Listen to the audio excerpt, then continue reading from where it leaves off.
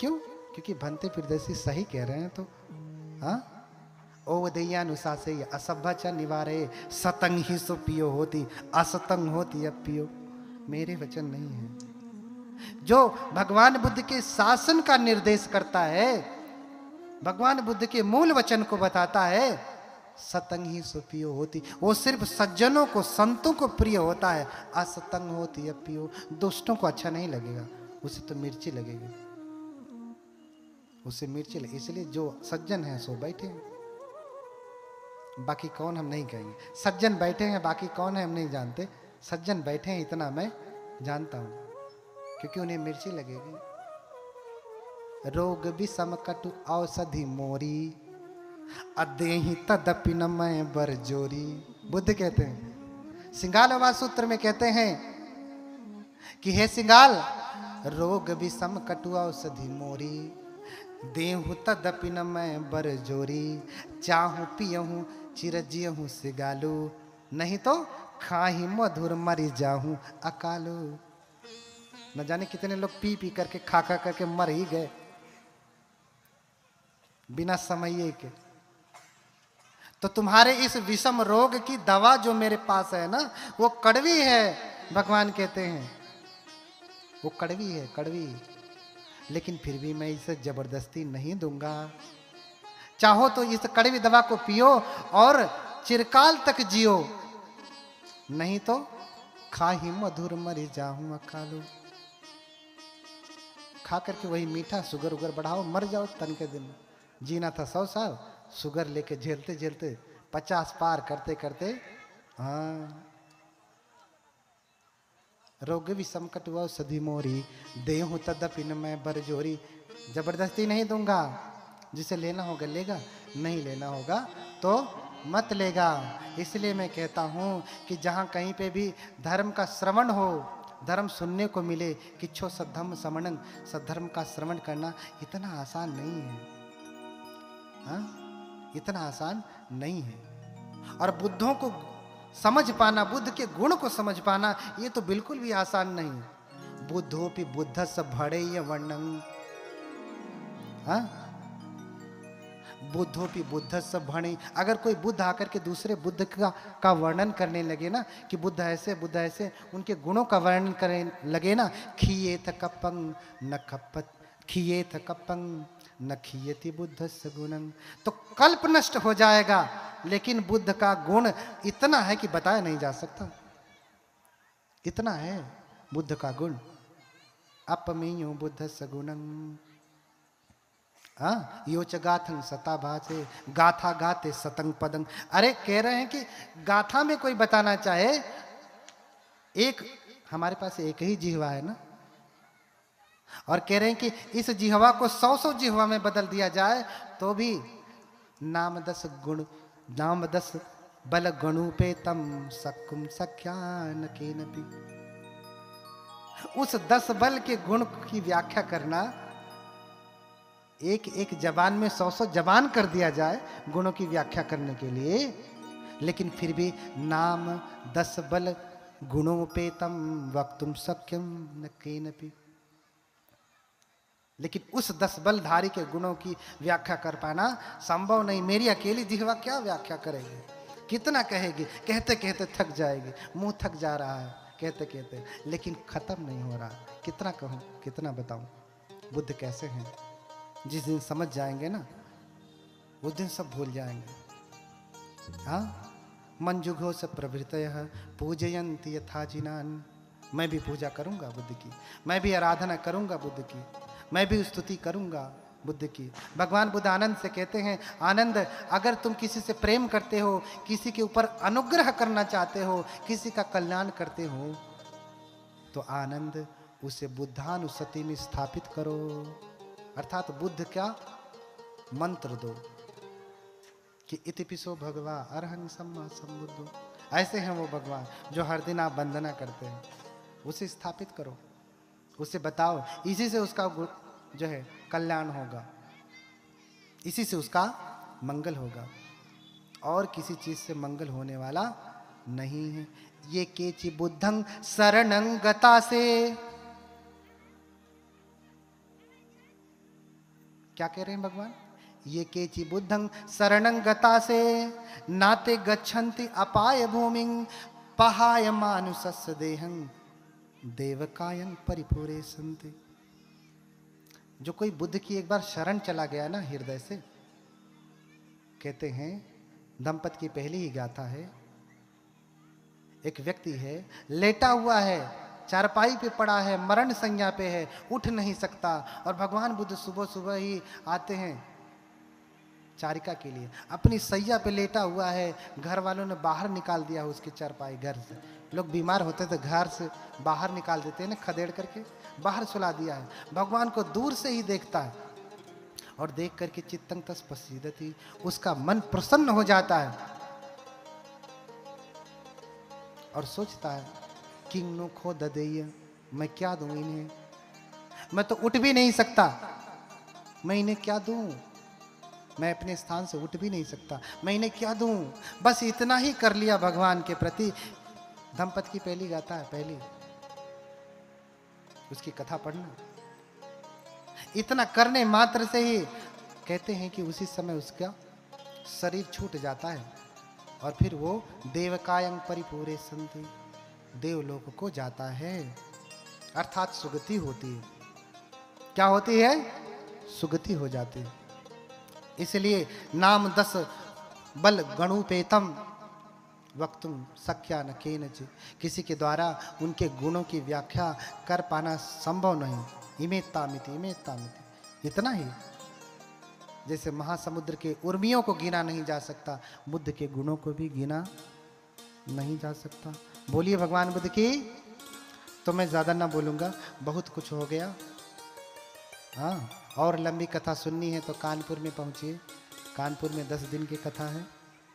आप सभी लोग अपनी बुकिंग करा लें, ऑनलाइन अपनी सीट रिजर्व करा लें। बहुत बड़ी कथा है और 10 दिन में नहीं तो कम से कम 2-4 दिन, जितना समय हो उतने के लिए आएं और सुने। वो एक सिस्टमेटिक रूप से हर वर्ष होने वाली कथाएं हैं। उसमें बहुत श्रद्धालुगण आते हैं, दूर दूर से आते हैं। लोकल जो आते हैं, क्षेत्रीय जो आते हैं, सो आते ही हैं। तो हम सभी लोग आज उस भगवान की वंदना करेंगे। बहुत कुछ है बताने के लिए, अगली बार बताऊंगा, है ना? अगली बार बताऊंगा और आपको सुनाऊंगा। बस इतना ही कहूंगा कि यह धर्मार्थ कार्य हुआ है। इस धर्मार्थ कार्य में जिन्होंने सहयोग दिया उनको बहुत पुण्य, जिन्होंने देने का मन बनाया उनको भी पुण्य, जो बाद में देना चाह रहे हैं उनको भी पुण्य जाए। और सबसे अधिक मैं प्रार्थना करता हूँ उपासिका जी को, उपासिका उषा भारती, भूपेंद्र वीर, नवरतन जी, पुष्पेंद्र जी, ये सारे लोग जो है मिल करके 24 घंटा लगे हुए थे प्रचार प्रसार में, अपनी रातों की नींद हराम करके प्रचार कर रहे हैं, अपनी ड्यूटी छोड़ करके प्रचार कर रहे हैं। उनके बाल बच्चे नहीं हैं क्या? उनके नाते रिश्तेदार नहीं हैं क्या? हैं। लेकिन आपको धर्म सुनाने के लिए जो है, कह रही हूँ उपासिका जी इनका नाम नहीं लिए, इनका नाम नहीं लिए, राजेंद्र जी का। उपासक जी छूट गए, यही तो सब करता धरता है। हाँ, राजेंद्र जी जो है वो तो कर ही रहे थे। अभी देखिए हम लोगों को लाना ले जाना सब कुछ कर रहे हैं। बनते लोगों की रात भर 12-12, 1-1 बजे तक चर्चा चलती रहती है। हम लोग 1 बजे 2 बजे सोते हैं, फिर सुबह फिर उठ गए 4-5 बजे, 2-4 घंटा सोया, फिर आके आपको कथा। फिर सुबह से ही सारा कुछ लगा रहता है। यहाँ जाना, कोई वहाँ चरण रखवाता है, कोई वहाँ चरण रखवाता है। अरे ज़्यादा पुण्य धर्म के श्रवण में है, धर्म के दान में है, चरण रखवाने में इतना पुण्य नहीं है। अगर धर्म सुनते हैं, पालन करते हैं, तब चरण रखवाना आपके लिए सार्थक होगा। जैसे आपने खाना बनाया और खाना बनाने के बाद घी डाल दिया, अचार डाल दिया, हाँ, तो खाने का स्वाद बढ़ जाता है। तो भिक्षुओं का, प्रव्रजितों का आशीर्वाद घी की तरह से है, अचार की तरह से है। अचार खैले से ना पेट भरी, घी पियले से ना भरी। है ताकत उसमें, लेकिन वो काम तभी करेगा, स्वाद तभी देगा जब वो खाद्य के साथ होगा, भोजन के साथ होगा। तो चरण बाद में रखवाइए, धर्म पहले रखिए। समझ रहे हैं ना? चरण बाद में, धर्म पहले। ठीक है, इतने सारे लोगों ने कार्य किया। इतने लोगों को मैं देख रहा था, इसके पीछे बहुत बड़ी और टीम थी जो काम कर रही थी। मुझे भाई नाम नहीं किसी का याद आ रहा। उनके लिए बहुत सारी मंगल कामना। जिनका नाम नहीं याद आ रहा उनको गुप्त रूप से आशीर्वाद। जैसे आप गुप्त रूप से दान करते हैं ना, ऐसे ही गुप्त रूप से आशीर्वाद आप सभी लोगों के लिए। और अंत में हमारे प्रिय बनते मेहतानंद जी ये आए, ये भी लगे। अभी ये नहीं, ये जो कथाएं लग रही है ना, इतना बढ़िया जो सुंदर मार्गदर्शन हो रहा है, ये हमारे, ये दिखने में छोटे से लग रहे हैं ना, वो कहते हैं ना देखन में छोटा न लगे। बैठो बैठो, है ना।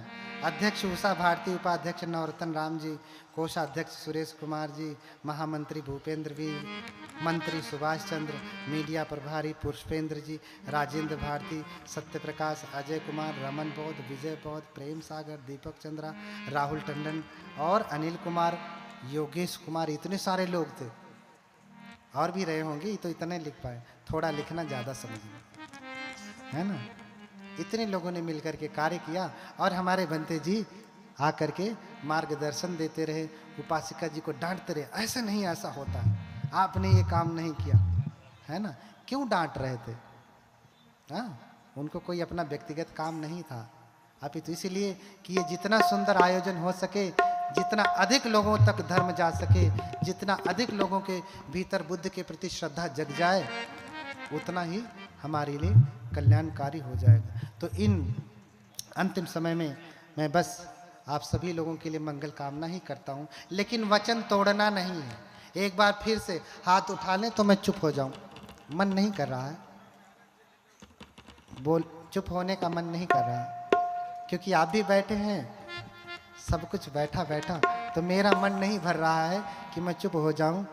लेकिन इतना ही कहूँगा, न तेन धम्मधर होती यावता बहुभाषति योच अपम्पि सुत्वान धम्मं कायेन पश्यति सवे धम्मधर होती यो धम्मं न पमज्जति। बहुत बोलने से, बहुत सुनने से कोई धर्मधर नहीं होता, अपितु जो थोड़ा सा सुन करके उसको क्या करता है, पालन करता है, सवे धम्मधर होती, वही धार्मिक होता है।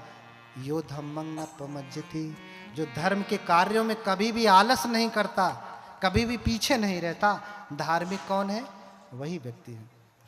जब किसी के भीतर धर्म जगता है ना, वो कुलबुला जाता है, मैं क्या कर दूं, कैसे करूं कि धर्म आगे बढ़े, कैसे लोगों को भगवान बुद्ध की शिक्षा चली जाए, लोगों के जीवन में मंगल हो जाए, ये जो इनके भीतर कलह, दुख, अशांति व्याप्त है, कैसे दूर हो जाए। जब किसी के भीतर सच में जगता है ना, वो बौखिया जाता है, क्या करूं, कैसे सहयोग करूं। तो जहां कार्यक्रम लगते हैं कार्यक्रम लगवाता है, जहां कहीं दान की आवश्यकता पड़ती है धन से दान करता है, जहां श्रम की आवश्यकता पड़ती है श्रम देता है, जहां जो आवश्यकता पड़ती है सो करता है।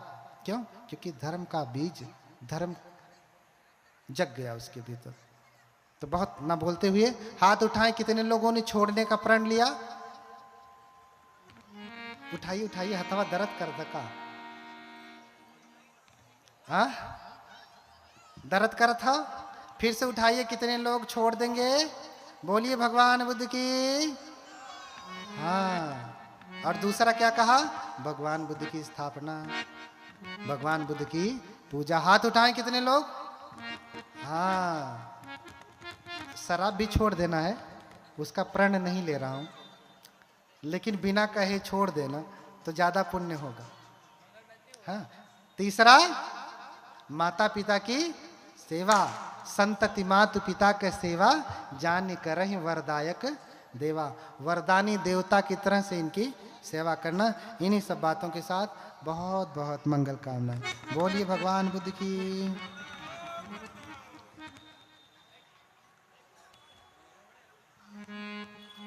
आप जाएंगे? अरे देर हो रहा होगा। हेलो।